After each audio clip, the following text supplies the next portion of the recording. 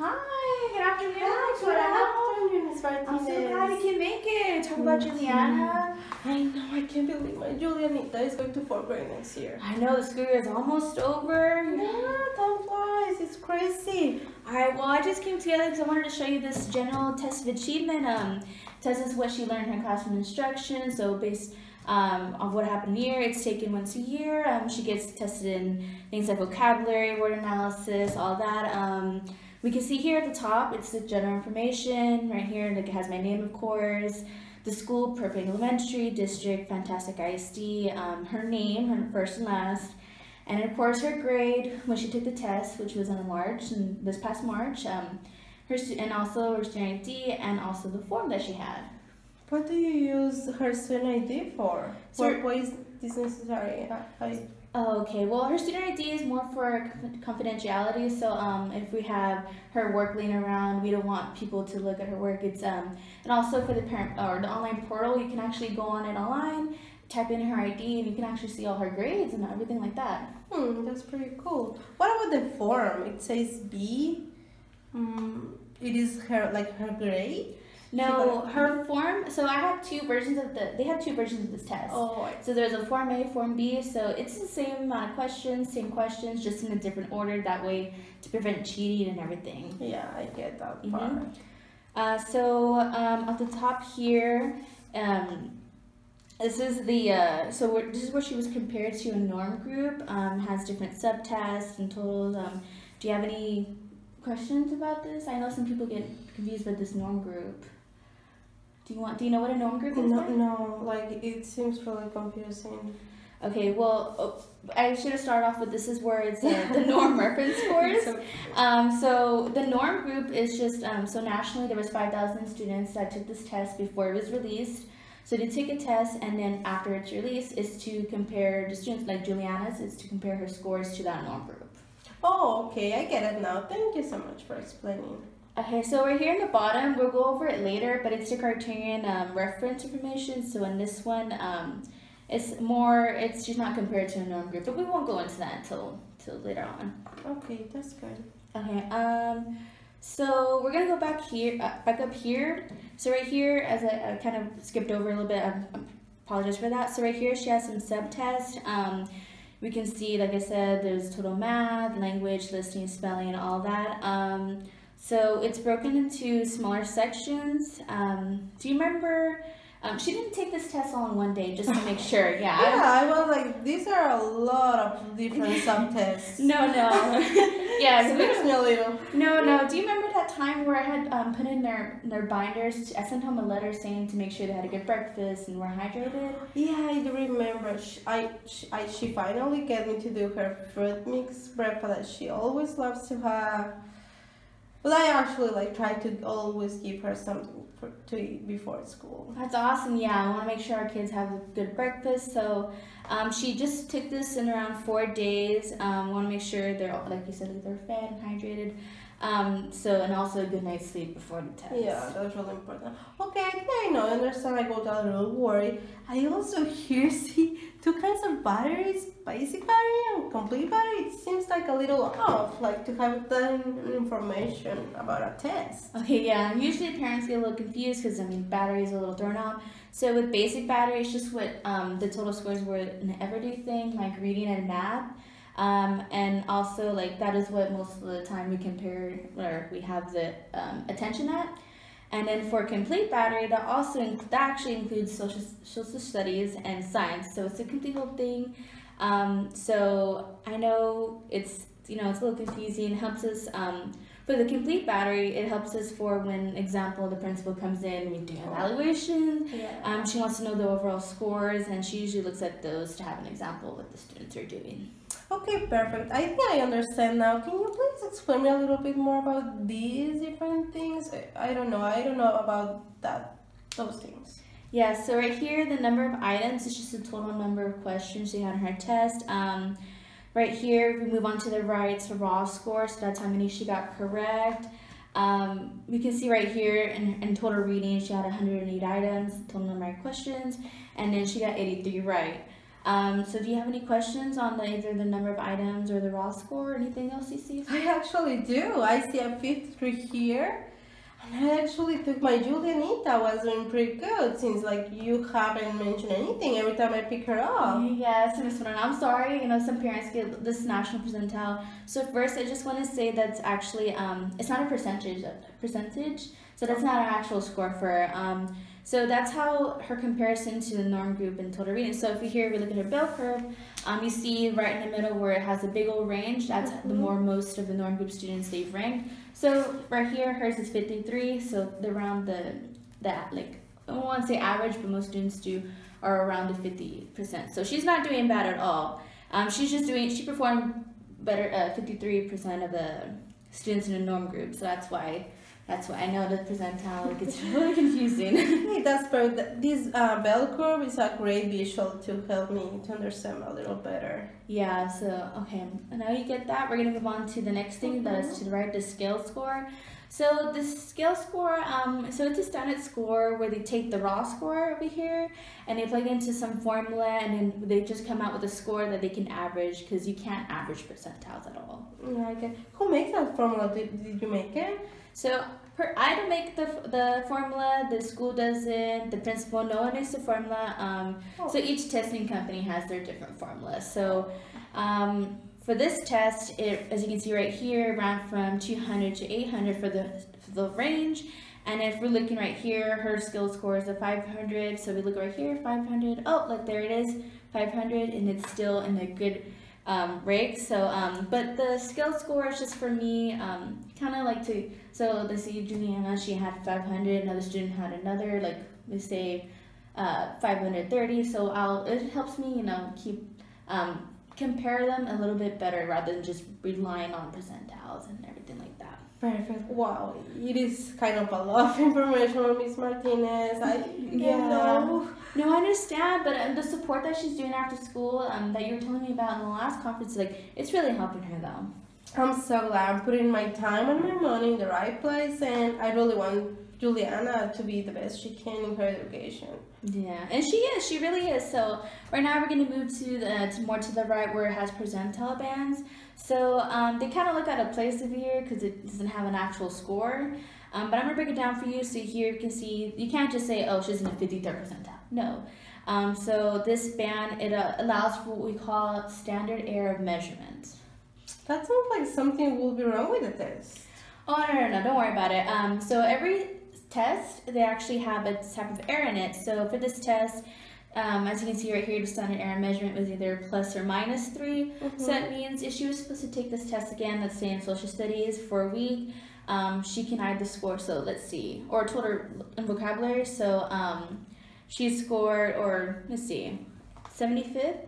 So if she had, let's say, a percentile of 78, she can either range from the 75th, that's minus 3, or the 81st. So that error just allows things for stuff like on a test, if the question is weird and it didn't get it, or it falls on a student where she didn't get a good night's sleep, or she just didn't eat the day of the test. So that's why the standard error measurement is there. Oh, well, for sure she got a good breakfast, but I don't really remember how she was feeling that day. We usually don't have arguments at home, so I'm sure she was fine. I don't know. So I'll show you right here what I have. I took some notes that day of the test. She was feeling really fine. Don't worry about it. She wasn't distracted or sick that day. So that percentile band just helps to see what could have been for Gianna if she was either high or low. But no, she did pretty good. Sounds good to me. It is a normal thing. Like she will always feel happy and like home. Can we now go to look at these X's? It seems like really confusing to me. Okay, so we can put away this bell curve. I believe we don't do it anymore. So right here is it, like I said in the beginning, the cartoon reference information. It tells us how she was doing in actual specific skills. So is my Julianita still like compared with that group non-group or that thing you told me? That was just for the top score. So for this one, we're just seeing it's mostly how many she got correct, the raw score, the number possible, and it also, depending on that, the raw score and the number possible, she's ranked either low, high, or medium, or low, medium, or high range. Sure. That sounds better. Can you give me an example of one just so I can like actually like explain to my husband because he's very picky on those things. Yeah, so so let's see. I can pick content. Go ahead and pick a content skill, and I'll debrief on it.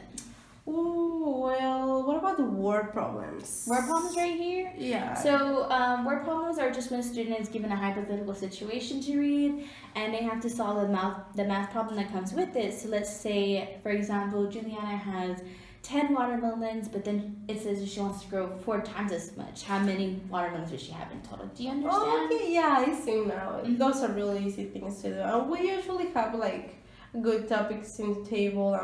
I can easily pull out something every night. Yeah, you can. It's pretty easy. You can do something around the house and make a story of it. So in word problems, the raw score was, which means again how many she got right, was 32. And then number possible was 44, so she was actually ranked in the medium for that. Okay, good. Are you in charge of her ranking? Like, how do you do it? Or oh, no, ma'am, no. It's all on this panel of experts. So let's just say for reading, it's specifically for experts in reading, or if it's like for math concepts and number sense, it's specifically those experts in number sense. Wow, that's intense. Yeah, it is pretty intense. So here now I'm going to show you what I have. We're going to look at where she stands in my classroom when it comes to word problems. So this is based on a test, and I'm going to show you what it's going on in my classroom. Yes, please. I am dying to look at those things. So here we can actually see that she's actually performing on her high rank. Excuse me. She's doing really well in that skill, but enumeration, we can see that she's ranking low. Which I feel that she could have done better if she actually done her homework every day, since the problems I give her would make it very helpful. She usually confuses the hundreds with the thousands, but we can work on that. That sounds good. We have been really busy with the twins lately, so I haven't spent enough time helping Juliana with her homework. I'm so sorry. No, I understand. I have a kid of my own. My kid's in away all the time. They're only 6 months though. Like it's the babies. So you can actually compare this criterion reference information that you have here and look at the online portal I was talking about. So just get her ID, go online, and you'll see it, because based on this test, it's not what this doesn't show what she learns every day. It can't be shown in this one exam. You have to look around throughout the school year. Sense. Mm-hmm. What can I do to help her? Like, I really want to put time on her. So here, for enumeration, is her week one. You can actually practice with her multiplying things around the kitchen and say like you're making dinner and you want you say you have some or more or less pounds of flour, you want to times it by 10, how many in total. That's what you can do around the house, just do real life examples of realistic where she can keep it in her head. What I will do on my side was I can, in the class, let's say kind of like, see she has to multiply pennies and get a certain amount of nickels. So I'm going to do more of the formal instruction while you can do the more. I really appreciate that advice. Thank you so much. We actually bake a lot, so that would be really, it would really correlate then. Yeah. So now I'm going to look at geography where Gianna wasn't ranked as best as she could have been. Which actually surprised me, because in class here you can see like she performs pretty well.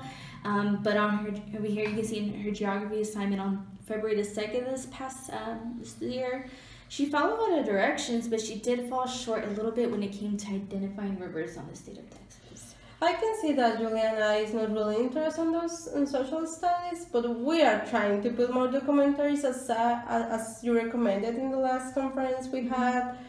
And I can see how she's getting more interested because she gets to pick one topic about it, and I hope she performs better. Like, she should be better. Oh yeah. What you can do probably in geography section is maybe also have informational text around the house, and maybe even make an interactive activity. What I'll do is focus more on some areas before expanding it to bigger, broader areas, because I wouldn't want to overwhelm her. Yeah, I will do my best maybe to help you out more. I will also just bring in more projects and activities in geography and social studies that I actually see on Pinterest, which I don't know, I would love to do crafts and like activities like that with the kids, since I'm a homestay mom and I have a lot of time. Now that the twins are growing and they're going to work soon, so I can like pull out some activities on Pinterest maybe. No, that would actually really help. I really appreciate you giving your ideas already. Thank you. deal. So I do also want to mention that her vocabulary from month skills actually been really improving really fast. She was ranked in the high range, and we can also refer here. She's ranked in the high range, and we can refer back to the portfolio what I have right here.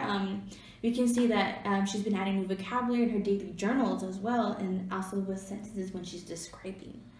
Yeah, actually, I haven't had time to tell you, but the flashcards you recommended, having the definition in one part and the word in the other part, has been helping her a lot. She's all over it. She wants to do those things all the time. She even is trying to teach the twins, and I'm like, Juliana, they won't get it. But it is really helpful for her. That's great. I'm really glad that actually helped. So we're going to look at another high one over here. I'm going to go back to this. We can see in the language group that she was doing excellent. She scored in the 4 subsections. She scored in the capitalization, the punctuation, the usage, and also the sentence structure was really, really high. She ranked really high, as you can see right here. And then also we're going to refer back to my portfolio. We can see some of her sample work over here, where she actually performed amazing also.